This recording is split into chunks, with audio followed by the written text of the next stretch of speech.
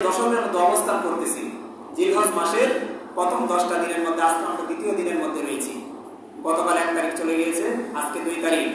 জিলহজ মাসের 10ম তারিখে কুরবানির ঈদ পালিত হয়। এই হিসাবে আমরা আজকে দ্বিতীয় দিনের মধ্যে রয়েছি। আমাদের সামনে আরো এরকম 7টা দিন রয়েছে। 10ম দিনের মধ্যে আমরা কুরবানির ঈদ পালন করব। তো এই দিনগুলোকে আমরা কিভাবে কাটাবো, এই দিনগুলোর মধ্যে আমাদের করণীয় কি এবং কি কি বর্জনীয়, অনেক করণীয় রয়েছে। এর মধ্যে 8টা করণীয় আমরা সংক্ষিপ্ত সময়ের মধ্যে জানবো ইনশাআল্লাহ। এর মধ্যে প্রথম করণীয় হলো জিলহজ মাসের প্রথম দশকের মধ্যে প্রথম যে করণীয় সেটা হলো এই দিনগুলোর মধ্যে আমরা প্রতিনিয়ত তাওবা এবং ইস্তিগফার বেশি বেশি পাঠ করব। আল্লাহ পাকের কাছে বেশি বেশি ইস্তিগফার পাঠ করব, তাওবা পাঠ করব। কারণ নবী আলাইহিস সালাতু ওয়াস সালামের জীবনে কোনো গুনাহ ছিল না, তারপরে উনি হাদিসের মধ্যে এসেছে প্রতিদিন 70 থেকে 100 বার পর্যন্ত ইস্তিগফার পাঠ করতেন। সুবহানাল্লাহ। আর আমাদের জীবনে তো গুনাহের অভাবই নেই।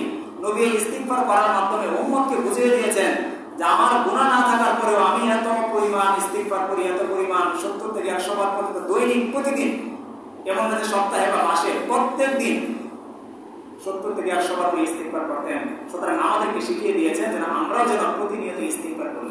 ইস্তিগফার করলে কি ফজিলত, বিশাল ফজিলত। এক হাদিসের মধ্যে নবী বলেছেন যে ব্যক্তি খালিস নিয়তে একবার শুধু আস্তাগফিরুল্লাহ করবে, আল্লাহ পাক রব্বুল আলামিন নবীজি বলেন যে তার গুনাহের পরিমাণ যদি, তার পাপের পরিমাণ যদি সাগরের ফেনা পরিমাণও হয়, ইখলাসের সাথে একবার ইস্তিগফার করলে সমস্ত গুনাহ আল্লাহ মাফ করে দেন। আর হাদিসের মধ্যে আল্লাহ নবী বলেছেন মান লাজিমাল ইস্তিগফার জাআলাল্লাহু মিন কুল্লি দীকিন মাখরাজা ওয়া মিন কুল্লি হাম্মিন ফারাজা ওয়া ইয়ারযুকুহু মিন হাইসু লা ইয়াহতাসিব।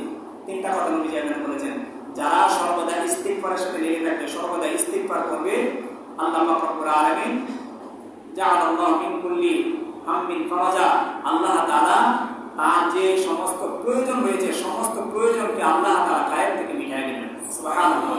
দ্বিতীয় নম্বরে তার সমস্ত প্রকারের পেরেশানি, সমস্ত প্রকারের টেনশন আল্লাহ তাআলা দূর করে দিবেন। 3 নম্বরে আল্লাহ তাআলা এমন এক জায়গা থেকে তার রিজিকের ব্যবস্থা করবেন যে সে কল্পনা করতে পারবে না। এটা হলো ইস্তিগফারের ফজিলত। এরকম অনেক ফজিলত আছে ইস্তিগফারের। সুতরাং এই দিনগুলোতে আমরা বেশি বেশি পরিমাণে আল্লাহ পাকের কাছে ইস্তিগফার করব। এই দিনের দ্বিতীয় নম্বর আমাদের যে একটা করণীয় সেটা হলো এই জিলহজ মাসের চাঁদ যখন উঠে যায়, চাঁদ উঠে যাওয়ার পর থেকে নিয়ে ঈদের দিন কুরবানি করার আগ পর্যন্ত এই 10টা দিন চুল, নখ, এরকম বাবে, মোষ, বুক ইত্যাদি এই সমস্ত অঙ্গগুলা না কাটা। যারা কুরবানির নিয়ত করেছি তারাও এবং যারা কুরবানির নিয়ত করে নাই তারাও। কারণ নবী আলাইহিস সালাতু ওয়াস সালাম বলেছেন, হাদিসের মধ্যে এসেছে, নবী আলাইহিস সালাতু ওয়াস সালাম বলেন মান রাআ হিলাল যিলহিজ্জা, যে ব্যক্তি জিলহজ মাসের চাঁদ দেখলো, ওয়া আরাদা আইয়ুদহিয়া, আর সে ইচ্ছা করলো যে কুরবানি করবে, ফালা ইয়াখুযান্না মিন শা'রিহি ওয়া আসফারিহি, সে যেন তার হাতের নখ না কাটে এবং তার শরীরের পশম যেন সে না কাটে। ঠিক তদ্রুপভাবে নাসাই শরীফের 1977 নম্বর হাদিসের বর্ণনা এসে নবী বলেন ইজা রাআইতুম হিলালা যিলহিজ্জা, যখন তোমরা জিলহজ মাসের চাঁদ দেখবে, ওয়া আরাদা আহাদুকুম, এবং তোমাদের মধ্য থেকে কেউ যদি এই ইচ্ছা করে আইয়ুদহিয়া, যে সে কুরবানি করবে, ফালইউমসিক আন শা'রিহি ওয়া আসফারিহি, সে যেন তার হাতের সেই আঙ্গুলের নখ এবং শরীরের পশমগুলা কাটা থেকে সে বিরত থাকে। এটা হলো যারা কুরবানির ইচ্ছা করবে। ঠিক তো নবী আলাইহিস সালাতু ওয়াস সালাম নাসাই শরীফের এক হাদিসের বর্ণনা এসেছে, এক সাহাবী নবীজির কাছে এসে বলল, আল্লাহর নবী, আমার তো এরকম একটা পশু রয়েছে, এই বিবরণ দিলেন। নবীজি বললেন, ঠিক আছে, তোমার উপর কুরবানি ওয়াজিব নেই, তোমার কুরবানি করা লাগবে না, তবে তুমি এই দিনগুলোতে তোমার হাতের নখ এবং শরীরের অন্যান্য জায়গায় যে পশমগুলো রয়েছে কোনো পশম তুমি কর্তন করবে না, বরং কুরবানির দিন কুরবানি হয়ে যাওয়ার পরে তুমি এই সমস্ত জিনিসগুলো কাটবে। নবীজি বললেন, এরপর তোমার কি হবে, কি ফজিলত হবে? নবী আলাইহিস সালাতু ওয়াস সালাম বলে দিলেন, যারা কুরবানি করেছে, কুরবানি করে তারা যে পরিমাণ সওয়াব অর্জন করেছে, তুমি যদি এই আমলটা করতে পারো, তুমি কুরবানি না করেও সেই পরিমাণ নেকি তুমি অর্জন করবে। সুবহানাল্লাহ। এমনকি হাদিসের মধ্যে এই কথা এসেছে, বাচ্চাদেরকেও এই দিনগুলোতে হাতের নখ এবং চুলগুলা কর্তন করা থেকে বিরত থাকার জন্য। আব্দুল্লাহ ইবনে উমর রাদিয়াল্লাহু তাআলা এক এলাকা দিয়ে যাচ্ছেন, উনি দেখলেন যে এক মা তার সন্তানকে চুল কর্তন করে দিচ্ছে। উনি বললেন, আরে তুমি এটা কি করতেছো? তুমি যদি ঈদের দিন পর্যন্ত অপেক্ষা করতে তাহলে এটা অনেক উত্তম হতো, কুরবানির সওয়াব তুমি পেয়ে যেতে, তোমার বাচ্চা কুরবানি করার সওয়াব পেয়ে যেত। তাহলে আমরা যারা কোরবানি করবো এবং যারা কোরবানি করবো না সবাই, যেহেতু চাঁদ উঠে গেছে, আমরা ঈদের দিন কোরবানি হওয়ার আগ পর্যন্ত নতুন করে আর কেউ হাতের নখ কাটবো না, চোখগুলো কাটবো না, তাহলে আমরা অবশ্যই কোরবানির সব পেয়ে যাবো। ঠিক তদ্রুপভাবে নবীজি আলাইহিস সালাতু ওয়াস সালাম বলেছেন যে এই 10 দিনের মধ্যে অন্যতম আরেকটা করণীয় হলো এই 10 দিনের মধ্যে 9টা রোজা রাখা। ঈদের দিন বাদ দিয়ে ঈদের দিন আগ পর্যন্ত 9টা রোজা রাখা। আবু দাউদ শরীফে 2437 নম্বর হাদিসের বর্ণনা নবীজি বলেন, কানা রাসূলুল্লাহ সাল্লাল্লাহু আলাইহি ওয়াসাল্লাম ইয়াসুমু তিসআ যিলহিজ্জা। নবী আলাইহিস সালাতু ওয়াস সালাম এই 9 দিনের রোজা জীবত দশায় উনি ওনার জীবত দশায় কখনো ছাড়তেন না। এই 9 দিনের রোজা উনি সব সময় রাখতেন।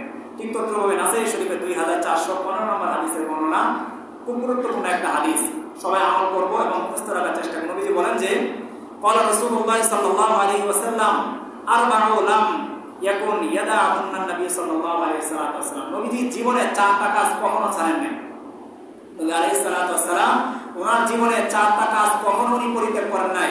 এক নম্বরে নবীজি বলেন সিয়ামু ইয়াউম আশুরা, মুহররমের 10 তারিখের রোজা। এটা নবীজি কখনো ছাড়েন নাই। মুহররমের 10 তারিখের রোজা নবী আলাইহিস সালাতু ওয়াসসালাম সারা জীবন রেখেছেন। এটা হলো প্রথম। দ্বিতীয় নম্বরে নবীজি বলেছে ওয়াল আশরু, এই যে জিলহজ মাসের প্রথম যে 10 দিন রয়েছে, এই 10 দিনের মধ্যে 9 দিনের রোজা নবী আলাইহিস সালাতু ওয়াসসালাম কখনো ছাড়েন নাই। ঠিক তদ্রুপভাবে ওয়া সালাসাতু আইয়াম মিন কুল্লি শাহরিন, এবং প্রতি মাসে প্রত্যেক আরবি মাসে 13, 14, 15 এই দিনগুলো রোজা নবী আলাইহিস সালাতু ওয়াসসালাম জীবনে কখনো ছাড়েন নাই। চতুর্থ নম্বরে ওয়া রাকাতাইনি ক্বাবলাল ওয়াদা, এবং 2 রাকাত ফজরের সুন্নাত নবী আলাইহিস সালাতু ওয়াসসালাম জীবনে কখনো ছাড়েন নাই। তাহলে মুহররমের রোজা, এই জিলহজ মাসের প্রথম 9 দিনের রোজা, এবং প্রত্যেক মাসে 3 দিনের রোজা, এবং ফজরের পূর্বে 2 রাকাত সুন্নাত নবীজি যেহেতু জীবনে কখনো ছাড়েন নাই, আমাদের জীবনে একটা সুযোগ রয়েছে পালন করার, আমরা এই জিনিসটাকে পালন করার চেষ্টা করি ইনশাআল্লাহ। মোহতারাম হাজিরিন, আরেকটা কারণ হলো এই দশকের গুরুত্বপূর্ণ আরেকটা করণীয় হলো 9 জিলহজ রোজা রাখা, অর্থাৎ আরাফাতের দিন, যেদিন হাজী সাহেব আমরা আরাফার ময়দানে অবস্থান করে যে দেশে যেদিন 9 তারিখ হবে সেদিনই এই রোজাটা রাখা। কারণ নবী আলাইহিস সালাতু ওয়াসাল্লাম হাদিসের মধ্যে বলেছেন, মুসলিম শরীফের 1162 নম্বর হাদিসের বর্ণনা, ক্বালা রাসূলুল্লাহ সাল্লাল্লাহু আলাইহি ওয়াসাল্লাম সিয়ামু ইয়াউম আরাফা তাহতাসিবু আলাল্লাহ আই ইয়াকফিরা সানাতাল্লাতী ক্বাবলা ওয়াল্লাতী বা'দা। নবীজি বলেন, যে ব্যক্তি আরাফার দিনে 9 জিলহজ রোজা রাখবে, আমি আশা করি আল্লাহ পাক রব্বুল আলামিন তার অতীত জীবন এবং ভবিষ্যৎ জীবনের 1 বছরের গুনাহকে আল্লাহ তাআলা মাফ করে দিবেন। সুবহানাল্লাহ। অতীতের 1 বছরের গুনাহ এবং ভবিষ্যতের 1 বছরের গুনাহ, মোট 2 বছরের গুনাহ আল্লাহ তাআলা মাফ করে দিবেন। ঠিক তদ্রুপভাবে এই 10 দিনের মধ্যে আমাদের অন্যতম আরেকটা করণীয় হলো এই দিনগুলোতে বেশি বেশি তাসবিহ জিকির পাঠ করা, বেশি বেশি আল্লাহ পাকের তাহমিদ পাঠ করা। কারণ নবী সাল্লাল্লাহু আলাইহি ওয়াসাল্লাম বলেছেন, আকসিরু ফীহিন্না মিনাত তাকবীর, এই দিনগুলোতে তোমরা বেশি বেশি তাকবীর দাও, ওয়া তাহমিদ, বেশি বেশি আল্লাহ পাকের প্রশংসা করো, ওয়া তাহলিল, এবং বেশি বেশি আল্লাহ পাকের তাসবিহ পাঠ করো, বেশি বেশি সুবহানাল্লাহ, বেশি বেশি আলহামদুলিল্লাহ, বেশি বেশি আল্লাহু আকবার পাঠ করা। ঠিক তদ্রুপভাবে এই দিনের ষষ্ঠ করণীয় হলো 9 জিলহজ ফজর থেকে নিয়ে 13 জিলহজ আসর পর্যন্ত মোট 23 ওয়াক্ত নামাজ।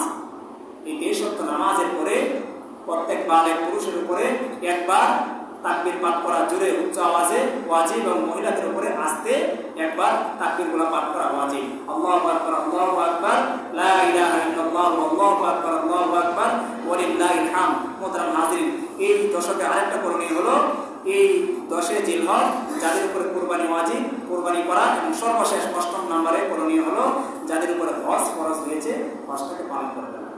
তো যাই হোক, সময় খুব সংক্ষিপ্ত। আল্লাহ পাক রব্বুল আলামিন এই যে সংক্ষিপ্ত সময়ের মধ্যে আমাদেরকে যে আমলগুলো আমরা শুনলাম, সবাই নিয়ত করি এই দশকটাকে যেন আমরা রোজা, জিকির, তাসবিহ, তাহলিল, দান, সদকা, ইস্তিগফার এই সমস্ত আমলের মধ্যে কাটাতে পারি। এবং যাদের উপরে কুরবানি ওয়াজিব হয়েছে, আমরা সবাই যেন এখনই মন থেকে দিলটাকে খালেস করে ফেলি, নিয়তটাকে সঠিক করে ফেলি, এবং ইখলাসের সহিত একমাত্র আল্লাহ পাককে সন্তুষ্ট করার জন্য কুরবানি করতে পারি। এখন থেকেই নিজেদের নিয়তকে খালেস করে ফেলি, নিয়তকে সঠিক করে ফেলি। আল্লাহ পাক রব্বুল আলামিন আমাদের সবাইকে যে কথাগুলো বললাম, এরপর আমাদের সবাইকে আমল করার তৌফিক দান করুন বলি আমিন। ওয়া আখিরু দাওয়ানা